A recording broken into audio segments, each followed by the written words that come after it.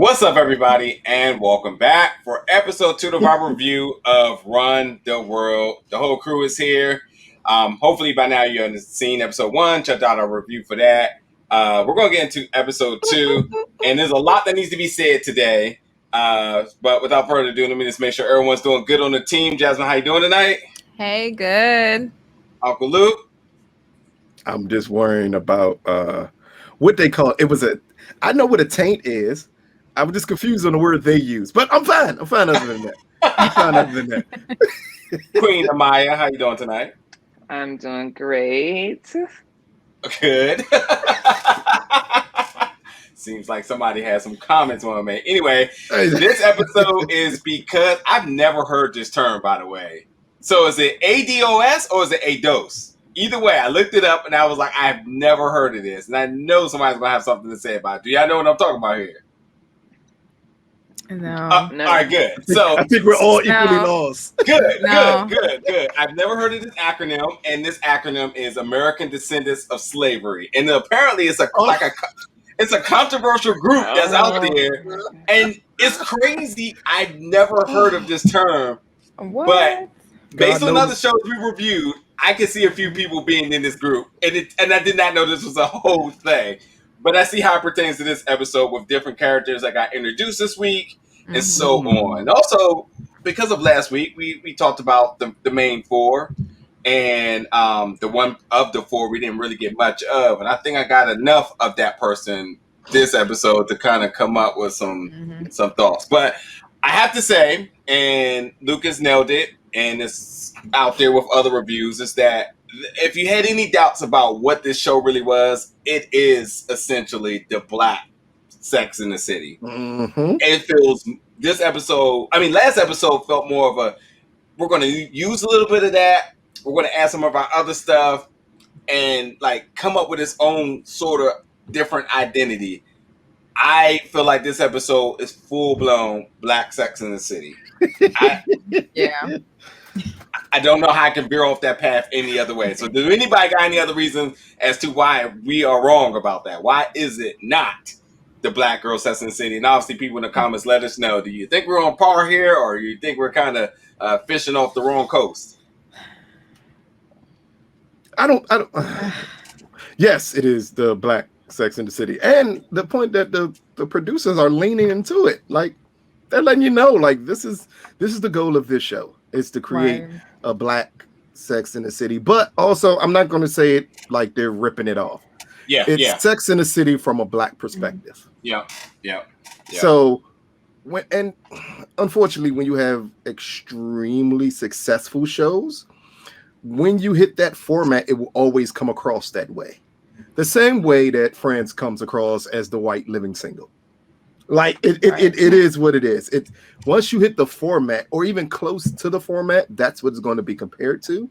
But with this show, what they seems like they have decided to do is lean into it and say, yes, we're going to be compared to Sex and the City. So let's show these four women and their experiences in love, life, and friendship, which is Sex in the City. Is any of y'all big Sex in the City fans? Oh my God, listen. I did. I liked it. I liked it when I was younger. I liked it when I watched it. I wouldn't consider myself a fan. Right. There was like episodes where it's like, okay, I could watch this. I can, finish this one episode. It wasn't painful. It's like watching, the Kardashians. I think it's like any other thing. I am all alone here. Later, we understand it now better, right? So like I just started rewatching Girlfriend, and I understand it now just because we're older. So I think that if I watched it now and this time, it probably would be a favorite. But back then, I was still kind of like, I'm just growing up. You know what I mean? Right. Early 20s, it doesn't really you can't relate to it. It's not relatable. Right. I absolutely loved Sex in the City. Well, I'll be danged. Is that where your obsession from Hills came from?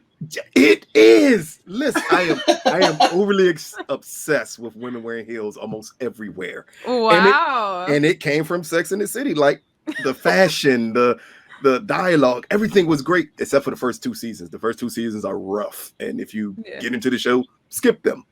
and go from season 3 on, and then that's skip how the I movies. felt. Yeah, That's how I felt. I yeah. was like, the first seasons were kind of like, okay, it's like hit me with the good excitement. Now I want to know the good, the dirty, the everything. If you start from season 3 on and skip the movies, you'll be like, wait, movies? There was more than one? Yes, it's 2 Sex and the City movies. Yeah. And you can skip both. You can really skip both. Yeah, I've seen one. So that must have been who it. would character placement be?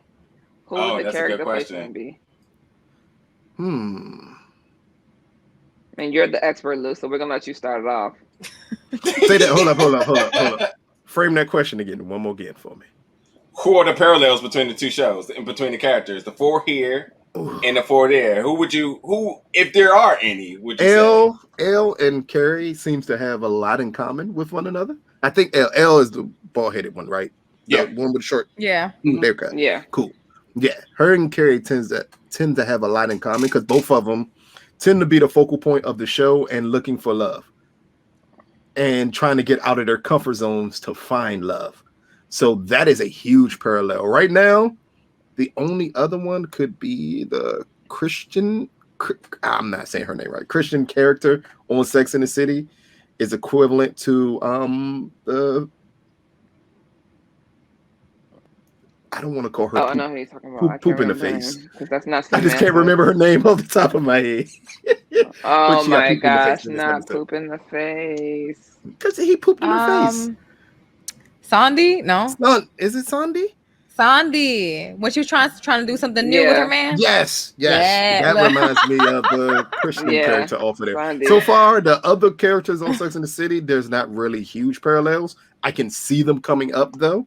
But I also believe the writers are smarter than that. And they understand we can hint to those characters, but we don't need to duplicate them in any way.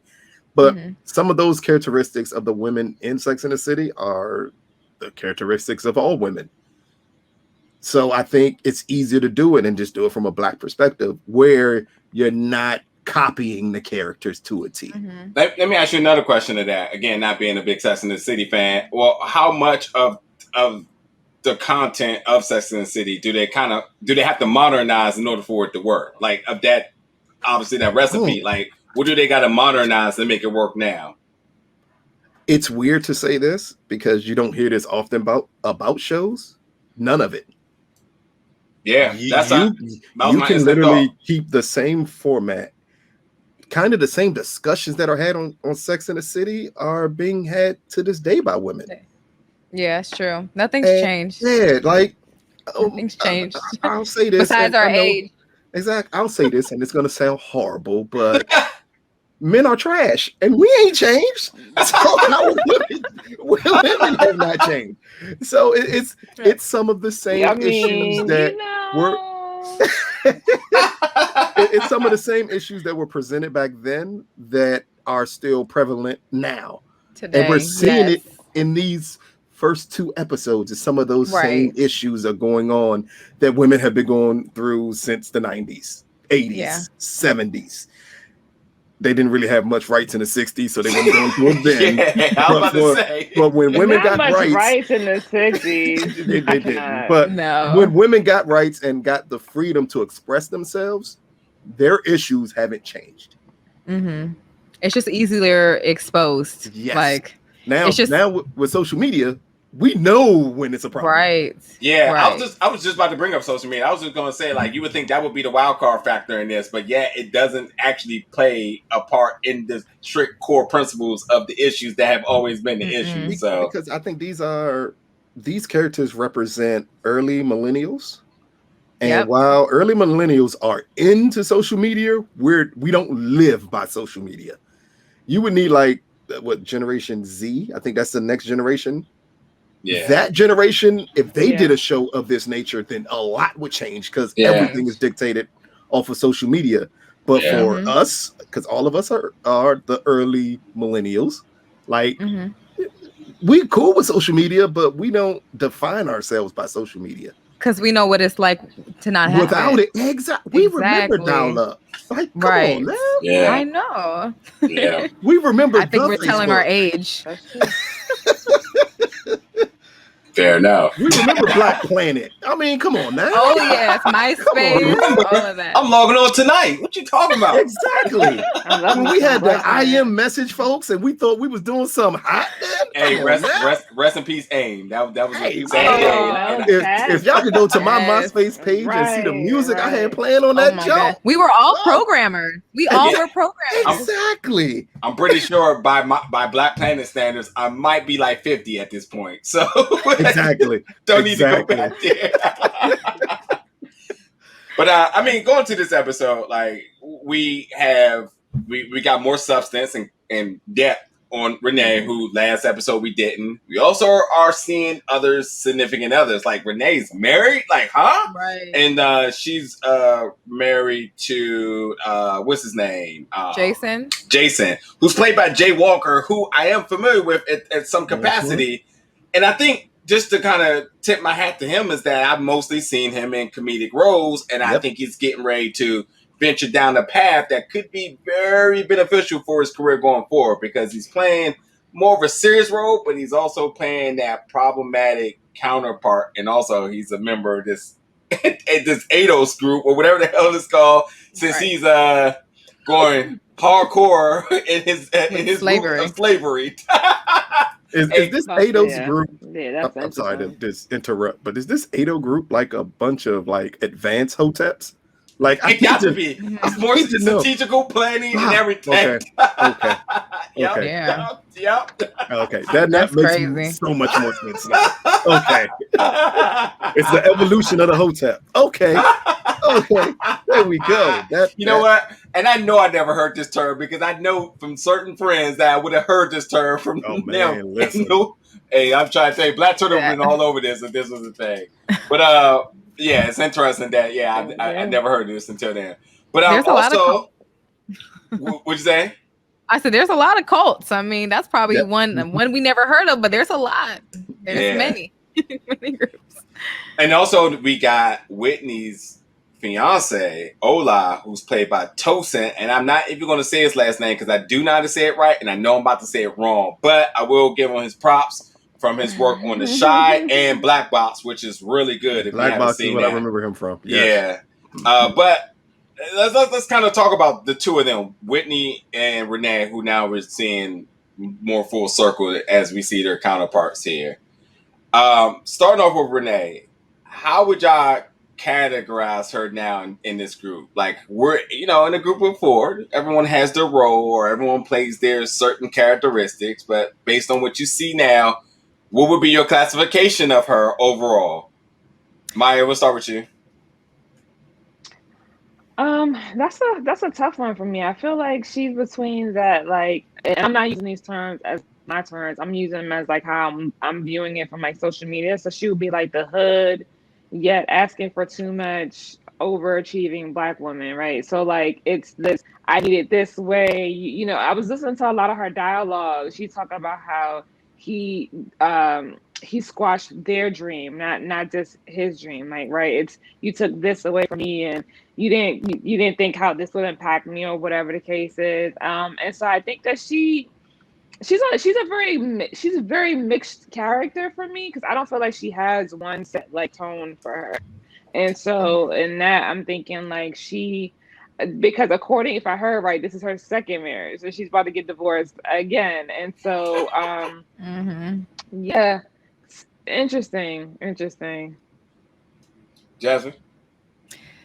I feel like her emotions are everywhere as well. It's like, she's just trying to put what she's done in the relationship, and it's all about her. I like just making this man feel so belittled, and it's like he pinpointed out certain aspects in their relationship, like, oh, it's all about you. Like, what about me? Now, when it comes down to me trying to do what I want to do, you trying to be selfish, and it's just like she's everywhere with it. I mean, there's some points where she was talking about like how he went out his way and wiped out the whole mutual funds, and I mean, outside looking at it, that was a little reckless. So I kind of side on her with that. In a marriage, you're supposed to converse before wiping out however much money, $100K on a band that, you know, like out of nowhere. You know what I mean? So it's just a lot of emotions. Like, she doesn't want the relationship to end. I feel that at the end when she felt devastated in that one scene where she was on the floor crying, like that one song took her emotion to another level. And she was just like, you know, 5 years in this marriage. And then all of a sudden, you know, it just doesn't work out. So I just feel like she's everywhere, and it's showing that right now. So we don't know what to expect, you know. And it seems like they're trying. She said that we're trying. He said they're trying too. But trying. The jury's out on that but one. that didn't work. That trying does not look. That doesn't look like fun at all. So all right, we'll Lucas, see. Who first, me or you? Renee doesn't care about black men. Oh no. Man, there it is. Oh man, hey, like okay, Kanye West. Hey, you see the shirt? You see the shirt? I missed the old Kanye. But what it really is about to me with her character is that she's accustomed to having control. It seems like, and when I mean control of what she pictured her life would be. So his dream had to align with her dream, and it became their dream. So when he messes up, you're messing up us. Instead of pursuing what your passion is, I need you to follow the track that I married. And I think that was a key statement she made in this show when she said that I didn't marry Ja Rule's assistant. I married an investment banker. Yeah. Like that's very telling, because that's saying I didn't marry you. I married my imagination of you. My dream of you is what I meant. I married my dream of you. This is what I wanted you to be. And if you veer off of this track, I don't know if we can be together. Because that's what it all falls apart with them two, is that she has a standard that if he doesn't meet, it's not going to work for her. And not bringing up personal information, I just understand how a man can feel when he hears stuff like that. That's tough. Yeah, I think it brings back to the question of, you know, are women solely money driven when they date men? Like, there are a lot of black men specifically who feel like, if my ducks aren't in a row, my financial status isn't where I think I can like hold down something, I don't want to be in a relationship because a woman is only looking at me for my money. And so I think that scene right there would have a lot of men on edge, and I think some women would be like rooting for that. But at the end of the day, I think that it's a very fine line on, you know, like what love looks like, because that's, if you're saying like, I didn't marry you to become Ja Rule, you know, for you to be Ja Rule's intern, it's like, well, you didn't marry me at all. You married my pockets, or you married what we could look like, right? You want it to look good. You want to introduce your husband and say, my husband is the investment banker, not my husband is the manager of some up and coming band. So, yeah, there seems to be one very important factor missing here, and that's communication of expectations, because they're both on two different spectrums as to what they want. But Renee alone, I started off by saying she's hella corny and like really extra, and then I proceeded to thinking she needs a lot of attention, but she's actually funny at times. And then I just put it all together. She has a lot of different identities and things kind of going on, and there's one stem to all of this. And this is just what I think. I think she's internally self-destructing of hurt, and I think that's why we're seeing her so sporadic in so different areas, because I think that, I mean, like, she didn't even acknowledge she was married the first episode, and I don't know if that was on purpose or is it just because it was out of context. But I mean, everybody was talking about their man, she just never inserted that she was. And I think that she just is really lost in the sauce right now as to what she think life is for her. And I think that any moment that she gets a chance to get attention on her, she takes it, regardless of if it's warranted, if it's needed, desired. And also, I wouldn't go as super as far as saying this, but she definitely is being aided by liquor. Every single time she gets a chance to drink, she wants it. And that's just, to me, it just screams like she's hurting. And she's not showing it, but she's absolutely hurting from something. It's possibly an escape. Yeah. Like, again, they're in a relationship and he killed her dream. That's the key part about communication here. They're in a relationship and he killed her dream. It seems like the biggest problem here between both of them is neither one of them are communicating what their dream was. Because in the end, as much as I can joke and say she doesn't care about black men and we could point out some of her flaws, she's being pushed in a relationship when she shouldn't be. Yeah. Like, just imagine if your spouse up and quit their job to become a band manager. Like, without a discussion? Yeah. Without a discussion. Yeah. You can't do that. You married, you cannot do that. I don't care if you want to be a janitor. All right, we got to talk about it. And that's him forcing her to go in a direction that she was unprepared for, and that's what aids her. Exactly. You know, like we could talk about how a relationship really works, but you know. But I'll also add too, like even some of the small pet peeves of each other that they're having. How did you get this far in your relationship now, marriage, and y'all still are having pet peeves about the side of the toilet, the toilet paper? It is like I can tell you how that happens. Listen, well, you don't pay attention to a lot of little red flags, as most people don't, and then as you starting to argue, it's the little things that irritate you the most. Patty. Before he said it, I saw it and said, "Oh, that's not the way you hang toilet paper." It's impatience and irritation as the years of the relationship go by. It's kind of like our expectations of already knowing each other through the years. It's kind of like, babe, you already know you ain't supposed to do that. Exactly. But you did it anyways.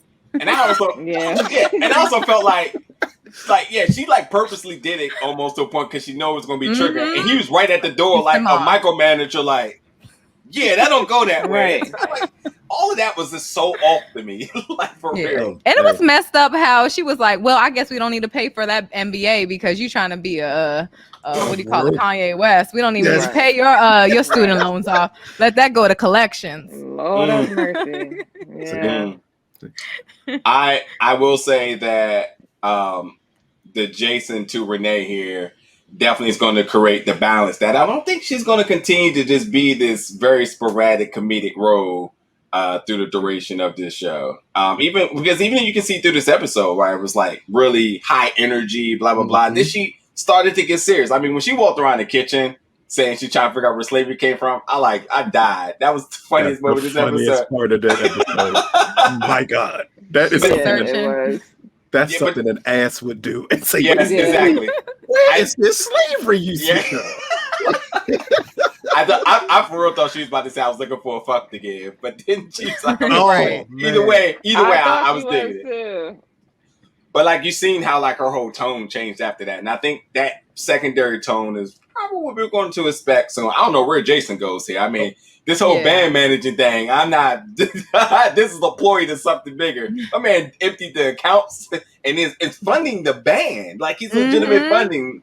Yeah. Oh no, you don't do that. Yeah. And a quick shout out to Miss Yvette Bauer. Am I saying her name right? Please. Yeah. Okay. Renee is an amazing callback to another character she did on Living Single, and that's Regine Hunter. Yeah, that's exactly who I thought of as she was talking, and I said, "Oh my God, like that's a great callback, and a perfect type of character to put on this show." Yeah, that's it. You know what? I would be interested in seeing the audition tapes that they got, because there had to been a ton of good ones, considering how pivotal these characters were in everyone's childhood, yet alone for women, black women growing up, seeing that. Then, like Amaya said, and Jasmine said, like, you get older and then it becomes relatable because you're like, oh, I see what this all meant. It seemed kind of comedic bit back then, but like, nah, some of these things are kind of triggering. And some people are just like, hey, we need you to play this role. They're reading this like, yo, are you like reading my life here? And then you just have to just think the competition had to be crazy. It's easy. Yeah. Easy. Whitney now. Again, Whitney is having a hard time balancing life here. Her professional life with her job and her obligations as a fiance, wedding planner, and all that good stuff. I don't even know where to go with this one here, but I do know that she did say at the end something I was going to say on the review, was that she doesn't think that she's ready to get married, or she shouldn't be getting married. All right, ladies, we'll throw it to you. What make this make sense? What is happening here? This is Ola thinks everything's cool right now, so he doesn't know this wild card is coming. So talk to us like we're Ola, because we want to know what is happening here. So in the first episode, she kind of proclaimed that, you know, she felt like her youth may have been robbed because she'd been stuck just cooking, cleaning, being with the same man for X amount of years, a decade. I don't remember how many years. So, you know, she sees a fine man on the club and was like, you know, I'm missing out on that. I don't know what that's like. It's just that, you know, that experience phase she never got to really experience. So it's kind of like she feels unprepared now, being overwhelmed with her work, you know, her career, you know, trying to maintain this perfect relationship of a good man that she has. Because it's kind of like she want to hold on to it. Because during that whole meeting with the wedding, she was like, you know, I'll make it. You know, I love you. I took the time to know who your family are, you know, for the wedding seating. But then you got the side piece dude hitting the phone, and it's kind of like, you know, looking just, I don't know if she had a second thought, like maybe I'm trying to hit that, but then do not call me. You know, it's just everywhere. It's just everywhere with her. So I could see why she's just like, look, I don't think I'm ready. It's just, at least she's keeping it real. I got to give it to her. Like, you know, now it's better late than never. Than being married. Hold on, Maya, before you get in there. Keeping it real with who? With herself before presenting it to the dude. Okay. At least you got to keep it like therapy. It's like her own mental therapy. And then it's like, look, this ain't gonna work. Okay. Maya. No way. So there were a few things that stood out to me.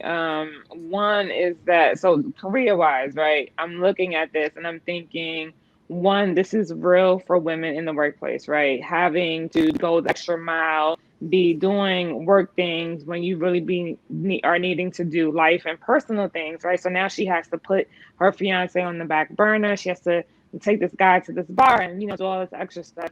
And so I was thinking to myself, like, this is like absolutely real. I think it's a lot harder for Black women because, again, you're already talking about having to do it as a woman. Now you're doing it as a Black woman. To maintain that career, that level, she has to make these kind of sacrifices. And I don't think she knows how to balance sacrifice. I don't think she knows how to really voice concern and stand up for herself in the workplace in a way that she might need to. So I think that that's something that she's also trying to figure out. But then, like Jasmine said, you've been with the same person.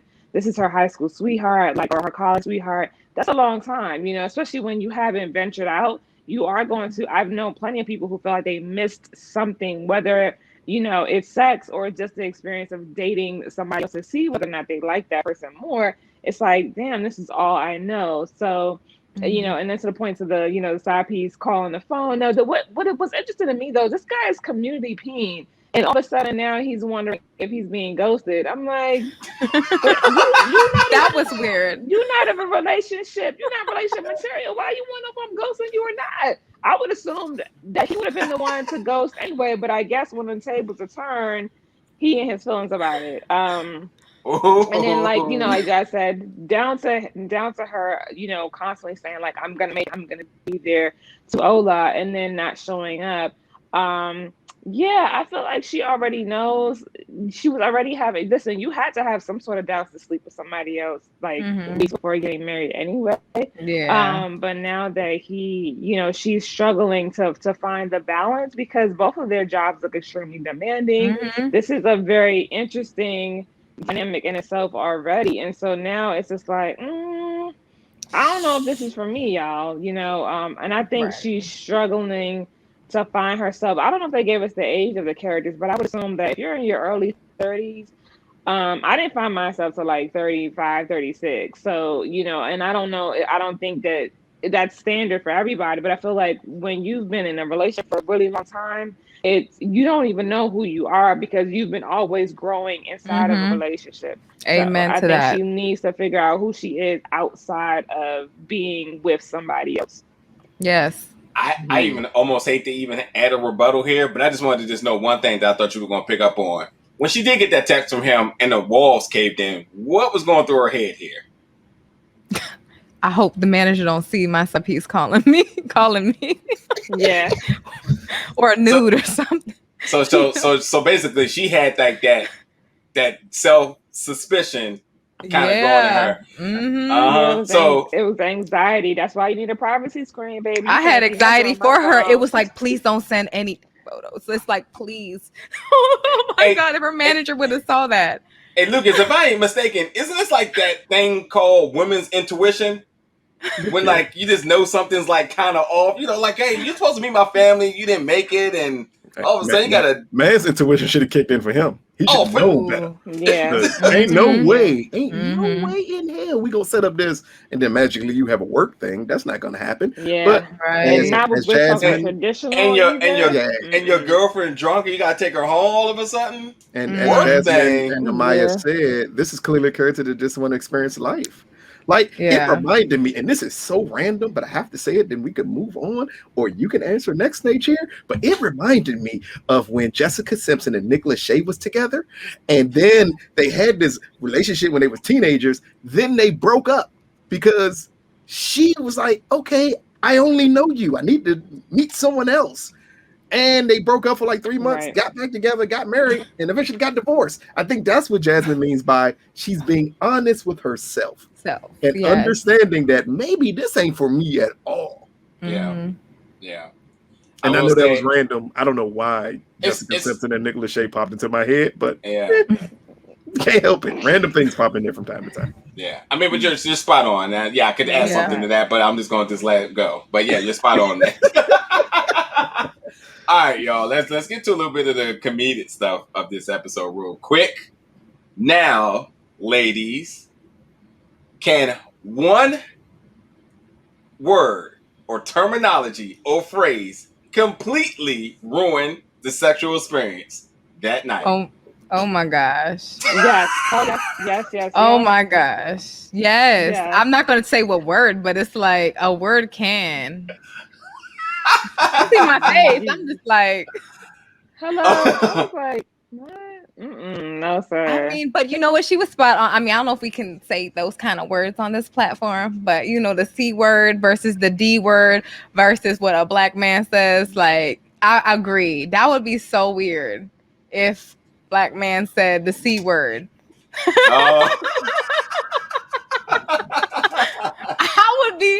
I was with them. I was like, yo, I relate to that. If you start here saying, the C word, I'd be like, you watching too many flicks, boy. Like, come on, man.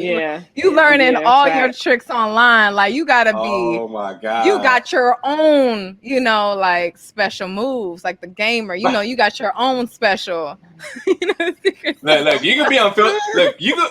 I personally say you can be unfiltered as you want. YouTube, on the other hand, I don't know where they may go with exactly. This, but do your thing. We'll I talk said that later. Okay, so y'all know what the C is. Yeah, we'll keep it. Yeah. I definitely that. Any word, it don't have to be that word, but there's certain words that just be like, did you really you really said that? Like you thought that was okay. Like it sounded good to you in your head, and then you be like, oh no. And I do think that it's interesting in reference to the whole when she made the Harriet Tubman voice, I'm just like, oh man, girl. My God. Go get your freedom. Child, come get your freedom. Get your freedom back. Speaking of the Harriet Tubman thing, hey, real talk, maybe 10 or something blocks away from where the statue is, I swear to God, the same racial incident happened to me. Somebody rode by the bike, called me the N-word. I was like, oh, so this is a common thing out here. Okay, cool. I was so dumbfounded. I was like, did he really just say that? Wow. I was like, all right. Yeah, but I was like, wow. Wow. But back to the jokes. All right, so y'all say what y'all say. I'd have laughed just like they laughed too. Yeah, oh for sure. I'd have laughed just like they laughed if someone. But all the interracial, the interracial relationship humor was hilarious to me. Mm-hmm. I mean, it was comical. This is comical. Yeah. I feel like being a Black woman, we think like that sometimes too. We'd be like, do white guys do that? Like, like I was listen. The way the scene was going, I was glad that it was the C word. Because listen, child, I was on the edge of my seat, like, what he finna say? What he no, don't you do it? Don't you do it? Oh, it's just the C word. Okay, all right, cool. I can relax.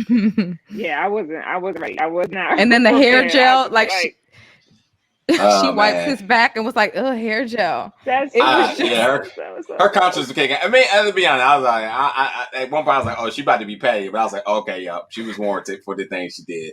By the way, I want to know how quickly she went from like in sex to out of sex. Like I was like, "Damn, did she fall on the floor? Where the hell she go? She James Bond? What happened?"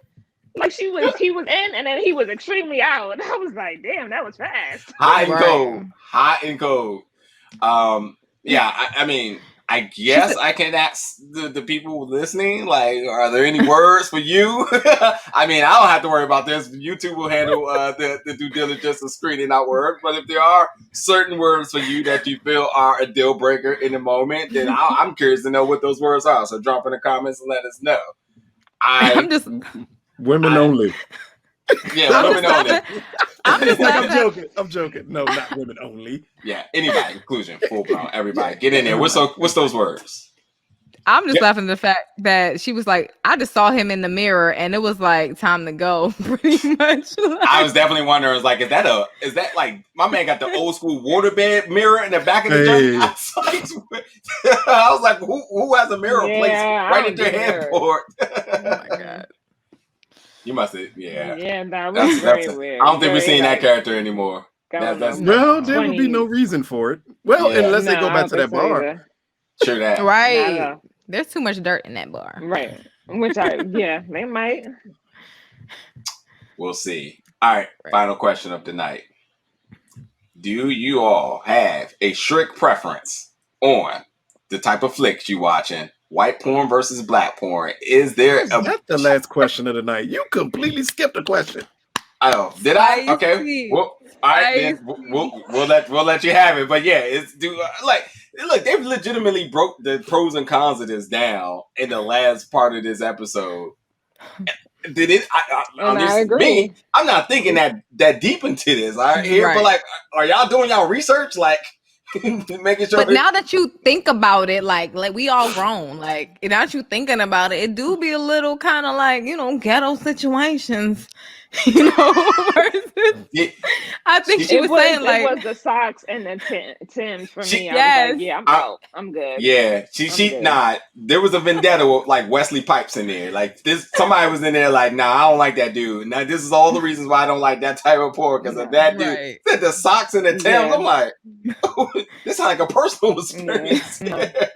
She was like, I want to see. I'm thinking in my mind how much they getting paid. My women over here getting paid and stuff like that. It was just too much. I don't think that in depth. It's not. I feel like everybody got their own preferences. Right. You like what you like. Right. It doesn't matter white or Black. Yeah, it's just like if you got your thing, you got your thing. That's where I was at with that. It was starting to feel a little prejudice as to what their preferences there. So, all right, Lucas, what's the last question then? What did I skip? Because I feel like I didn't skip anything. But what did I miss? The situation. Sondi. I'm never going to get her name right. Sondi. About she put her spicing things. About spicing things. How far do you go in spicing up things in the bedroom? Meaning not personally, but how far do you go? What is your limitation on doing that? Because she clearly said, I tried something new. I tried something different. So that's clearly means she's spicing it up. That's something interesting to talk about. How far do you go to spice up things? Not necessarily what do you do, but how far do you go? Is it a limitation on it? I think women have less limitations.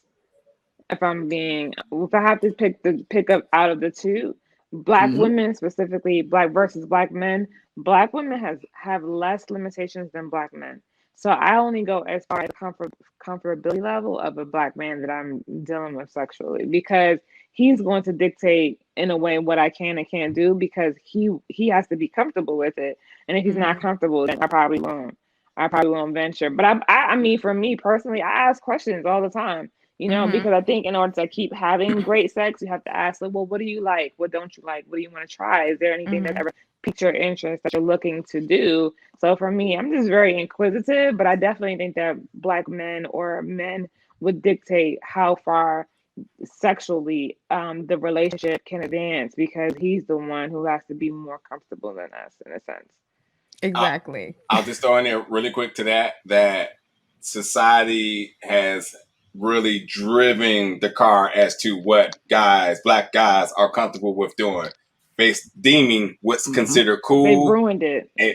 And what's not cool. There's definitely been a huge trend of like, oh, we don't do that. I mean, what's his name? The DJ Khaled is a prime example of like, you don't do that. Guys don't do that. Blah blah blah blah. And you said Black men and then DJ Khaled. I'm just saying, like, his statement, which is obviously trending towards the culture that he's in. No, I wouldn't say that. Black men will easily admit to doing what Khaled won't do. That's I'm saying his mentality are things that have been said in the past, and no one's paying attention to him. But like he said, and it's controversial and brushed away. But there was many more before him that said that. And it was just like, oh, well, they said I ain't doing it, so I ain't doing it. And that's kind of been the narrative. It's kind of like at a point, we put somebody on a pedestal. That person said they're not doing that, then they're not doing that. And that's what it is. And God, it's a very, very sickening crab in the barrel mentality amongst in our community with stuff like that. And mental health, I'll just throw in there. But that's a conversation for another day. But yeah, Jasmine, your comments on that. I mean, like, just like Amaya said, like, as long as, it's a conversation that's to be held in a relationship, you can toss out things that you want to try, he want to try. As long as it don't send me to the hospital or I'm losing a limb, then I'm good. Like, let's keep it real. Like, it's just a conversation to be had. And then if y'all both mutually down, then you're down. Like... All right, safe word, Jasmine in here. Hey, that's what I said. That's why I brought it up, because I thought it was a very interesting thing to have that character experiment. Because amazingly, on a lot of shows with Black women, we don't hear, well, I wanted to experiment and try something new. That's not something we hear often, unless it's relating to trying another race, like we get on Insecure or something like that, where you get to try another race. Mix it up that way. But here, for her to say, I wanted to try something new and it didn't go the way I thought it would go, that to me is funny, but that to me also is a discussion to have, because it can turn people off completely on trying something new again. If the first time you tried something, it went horribly wrong. But here, I love that the women took it on with humor. Yeah. As just being part of life. It's part of being in a relationship. Things aren't going to always go as planned. No. But I got to give it to Sondi. At least she tried. Exactly. Like, she took one for the team. Literally took one for the team. Right in the eye. Jeez. Yeah. Well, I definitely think that will do it for tonight's review of this episode. This is episode 2. Let us know in the comments what you thought about this episode. I know, folks, that a lot of people were saying that the first episode was rough, and you might think this episode is rough too, but nonetheless, we'll be around reviewing each of these episodes, trying to bring out the good, funny, and controversial pivotal moments of every episode. So, as always, folks, jump in the comments and let us know what your thoughts about this episode and of things we've said tonight. Definitely communicate with us. We'll be down there with you, joining in on the debates and discussions. But until then, we'll see you next week for episode 3, folks. Thank you for watching. Y'all be safe and see you there.